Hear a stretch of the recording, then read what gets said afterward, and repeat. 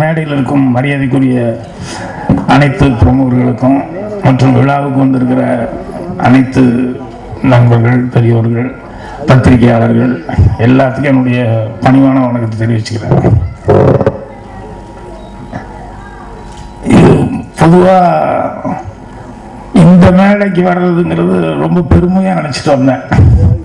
ஏன்னா Guinness record பண்ணியிருக்காங்க, தமிழ்நாட்டில் தமிழ் படம் வந்து இந்த அளவுக்கு பண்ணியிருக்காங்களே அப்படிங்கும்போது அவங்க கூப்பிட்டு நீங்கள் தான் கொடுக்கணும் அப்படின்னு சொல்லும்போது ரொம்ப சந்தோஷமாக இருந்தது. அதே நேரத்தில் பொறாமையாகவும் இருந்தது. என்னடா இது இப்படியெல்லாம் பண்ணியிருக்காங்க, நம்ம இதெல்லாம் பண்ணலையே, இப்படியெல்லாம் முயற்சி பண்ணலையே அப்படின்னு சொல்லி. நல்ல கலைஞர்னா உண்மையிலேயே அது ஒரு ஜலசி வரணும். ஏதாவது ஒரு நல்ல படம் பார்த்தேன் அப்படின்னு சொன்னால் ஐயோ இந்த தாட்டு நமக்கு வரலையே, நம்ம மிஸ் பண்ணிட்டோமே அப்படின்னு சொல்லிட்டு அந்த மாதிரி ஒரு இவங்க வந்து செஞ்சுருக்கிறது வந்து அவ்வளவு பெருமை, எல்லாத்துக்குமே பெருமையான விஷயம். ஸோ அதில் இந்த ஃபங்க்ஷனுக்கு வர்றதே ஒரு பெருமையாக நினச்சிட்டு தான் வந்தேன். ரயில் கிழக்கே போகிற ரயில் எடுக்கும்போது ஒரு இன்சிடெண்ட்டு என்னன்னா, அதில் வந்து பூவர சம்பு பூத்தாச்சி பாட்டில் வந்து ஒரு லைன் வரும், தூது போ ரயிலே ரயிலே துடிக்குது ஒரு குயிலே குயிலே அப்படின்னு சொல்லிட்டு.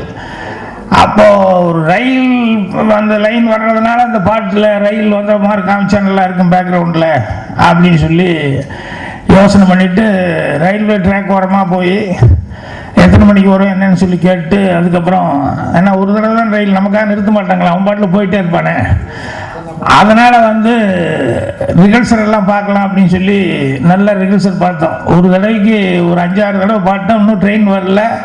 வர்ற வரைக்கும் டைரக்டர் இந்த பொண்ணு புதுசு, அதனால் எதுக்கு இன்னொரு தடவை ரிஹர்சல் பாருங்கன்னா எல்லாரும் ரிஹர்சல் எல்லாம் பார்த்தெல்லாம் எங்களுக்கே டயர்ட் ஆகி போச்சு. எதுக்கு இவ்வளோ ரிஹர்சல் பார்த்துட்டு இருக்கா, அதெல்லாம் கரெக்டாக செய்யுதே அப்படிங்கிற மாதிரி இருந்தோம்.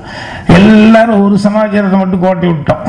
என்னன்னா, இந்த நாகரை வச்சுக்கிட்டு அவ்வளோ நேரம் ரிஹர்சல் பார்த்துருந்தோம். இந்த ட்ரெயின் ஒன்று வரும், அதோட சத்தத்தில் இது கேட்காதுங்கிறது யாருக்குமே தோணல.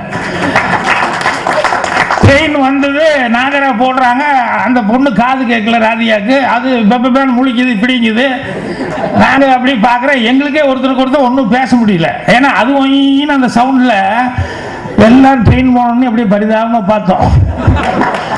சார் இவ்வளவு எல்லாம் யோசிச்சோம், ட்ரெயின் சத்தம் வருங்கிறது ஒன்று கவனிக்காம விட்டோமே அப்படின்னு சொல்லிட்டு.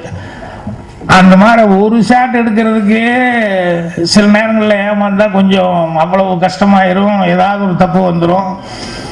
இது வந்து 2 மணி நேரம் கண்டினியூஸாக எடுக்கிறாருன்னா யாரை பாராட்டுறதுன்னு தெரியல எனக்கு.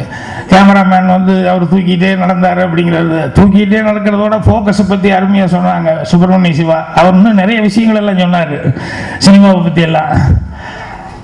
ஸோ அவர் வந்து எந்த அளவுக்கு உழைச்சிருக்கணும், அதே மாதிரி நடித்தவங்க.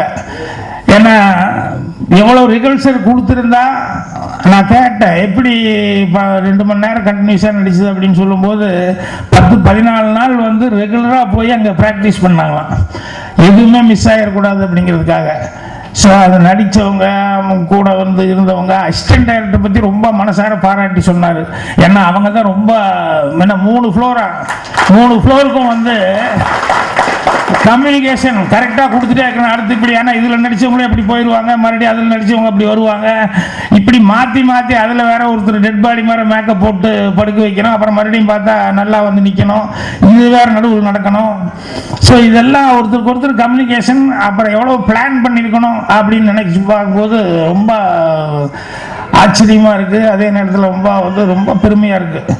அதாவது ஒரு சேயிங் ஒன்று சொல்லுவாங்க, என்னன்னா, நான் இறப்பதற்காக அஞ்சவில்லை, இருந்ததற்கான அடையாளத்தை விட்டு செல்லாமல் இறந்து விடக்கூடாது என்று அஞ்சுகிறேன் அப்படின்னு சொல்லி எனக்கு ரொம்ப பிடிச்ச சேயிங். அதனால் இந்த டோட்டல் டீமும் இவங்க ஒரு கின்னஸ் ரெக்கார்டுங்கிறது ஒரு படம்னால ஒரு படத்தில் வந்து எல்லாரும் பேசப்படுற அளவுக்கு வந்து இவ்வளோ தூரம் பண்ணியிருக்காங்கும் போது ரொம்ப பெருமையாக இருக்குது.